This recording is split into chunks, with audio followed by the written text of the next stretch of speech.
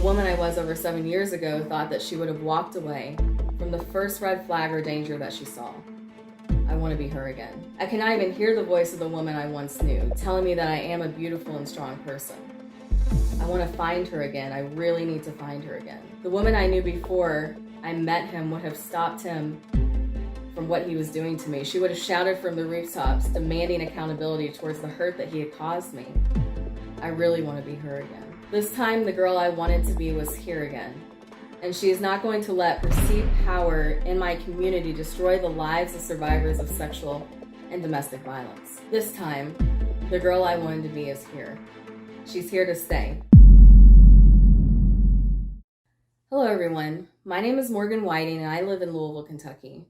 Today, I want to tell you a story about a girl. A story about a girl that you all might know. Maybe she goes to school with you, lives in your neighborhood, or maybe she's even in your family. Who knows? Maybe the story reminds you of things that you've experienced in your own life. Whatever the case may be, we all have to remember our strength and the strength of others around us. People are fighting battles that we may never know. I want to share my story with you because I've found that I'm not alone in my struggles or my triumph, and that we all play a part in supporting survivors of abuse and violence. This is called I Want to Be Her Again. Before I met him 7 years ago, my level of confidence meant that when I fell down, I got up stronger. When I failed, I learned from it, and most importantly, I would never allow anyone to lay a hand on me, cheat on me, or violate my body without consequence. You see, the woman I was over 7 years ago was sure she knew right from wrong. The woman I was over 7 years ago thought that she would have walked away from the first red flag or danger that she saw. I want to be her again.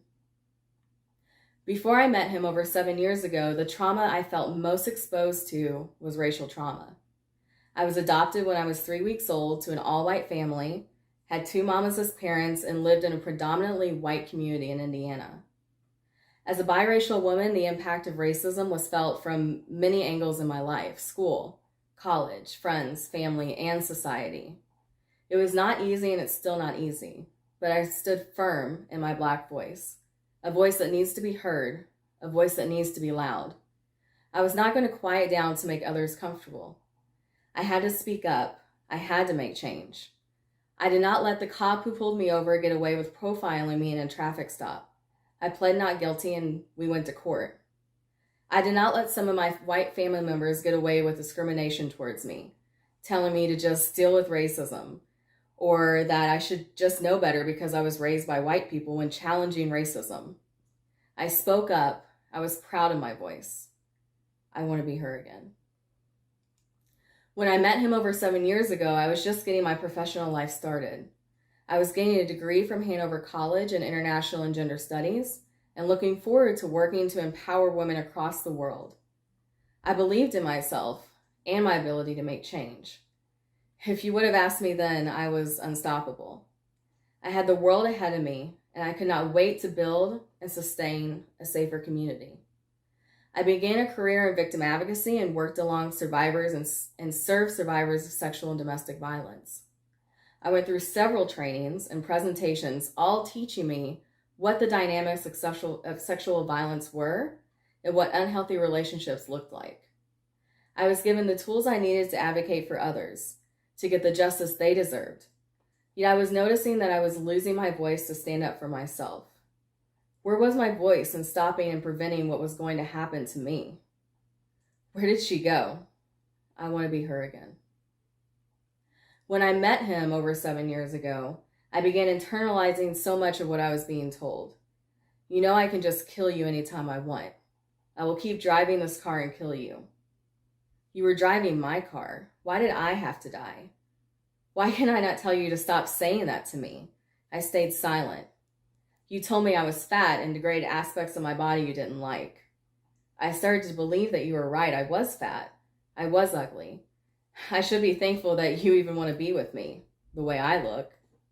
I cannot even hear the voice of the woman I once knew, telling me that I am a beautiful and strong person. I want to find her again. I really need to find her again. I want to be her again. When I met him over 7 years ago, he told me that even if I broke up with him, he could still rape me anytime he wanted. Still rape me? So you acknowledge the time that you held me down on a bed of a hotel room that I paid for, and I begged you to stop. With tears in my eyes that you told me that you thought I wanted it, that you were sexually violating me? Or when you choked me so hard that I lost the ability to speak, breathe, and beg you to stop, that you were sexually violating me? I was scared and knew that this was not right. Why did I not walk away?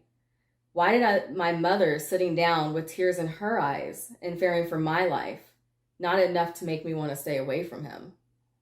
Where did she go, the woman I once knew? Speak up, Morgan. I want to be her again. When I left him 7 years ago, I felt lost. I ultimately ended our relationship because he was cheating, not because of the abuse that I had experienced. I drew the line at cheating. Wow, Morgan. My mental health plummeted. I was so angry because I missed him, the person who taught me that love can sometimes hurt. Despite everything I knew about sexual and domestic violence, I blamed myself.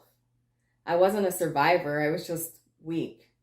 I did not deserve the air on the earth offered to us.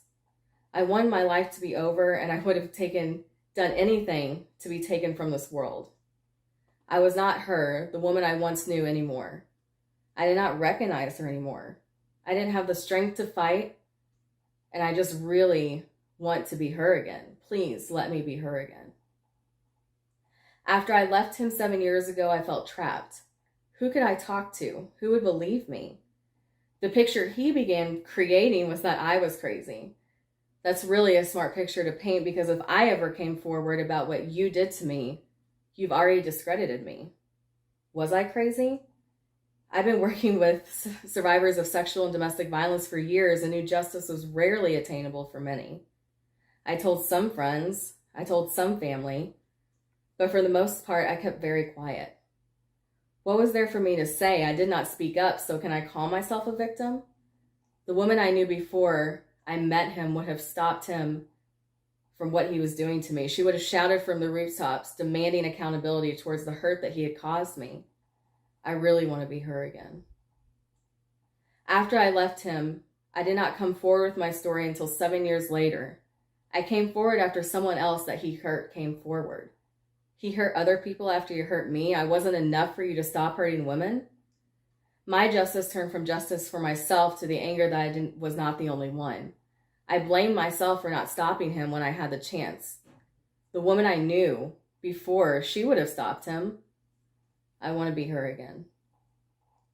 After I came forward the first time years later, 7 years later to be exact, I was offered forms of justice from some of the community leaders in Louisville that truly only caused me and other survivors harm. I'm not going to drag people's names through the dirt, but I learned very quickly that a Black woman coming forward about a Black man was not what my own community, including my Black community, wanted. I was never offered justice. He was only offered protection. I got quiet again. Why was I not getting loud? Stand up for yourself, Morgan. You would have before you met him. I want to be her again. After I came forward the second time 7 years later, this year, amidst the protests to address systemic oppression and to get justice for the murder of Breonna Taylor, I was met with more pushback from my community. I came forward because I did not feel safe in movement space. And I didn't feel that other women in movement space were safe either. I was told that I was a liar, a bitch, and only doing it for the money. I was told I was a distraction. A femme leader in the movement even said that she did not believe my story because, quote, look at her, insinuating that no one would sexually assault me based on my looks. I lost community, I lost friends, I lost professional relationships, and I lost community with fellow survivors that I've worked alongside for years. Their stories I believed, listened to, and took action if requested. I was told that my story was not valid because I did not make a police report and follow the criminal justice process. A Black woman was being told that her story was not true because she did not call the police. Interesting coming from those fighting police brutality on the front lines today in Louisville.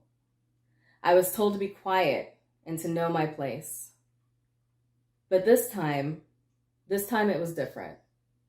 This time, the girl that I wanted to be was here again.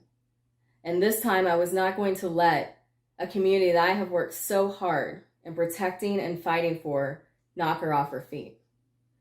Or they could try, but the girl I was before, just like the girl I was before, I was going to get up stronger. I'm not going to be quiet for others' comfort. In June of this year, I got married and not a single person from one side of my white family attended. Why? Because I wanted to know why they were not standing up for me and for others that look like me. That's okay. I don't need you. I found her again, and I found family. This time, the girl I wanted to be was here again, and she is not going to let perceived power in my community destroy the lives of survivors of sexual and domestic violence. And you won't silence us. I'm not going to stop showing up in movement spaces and fighting for justice of BIPOC folks so that someone who causes harm and refuses to be held accountable can. And I work every day to ensure that survivors in my community have access to alternative forms of justice that do not always include engaging the state, such as transformative justice.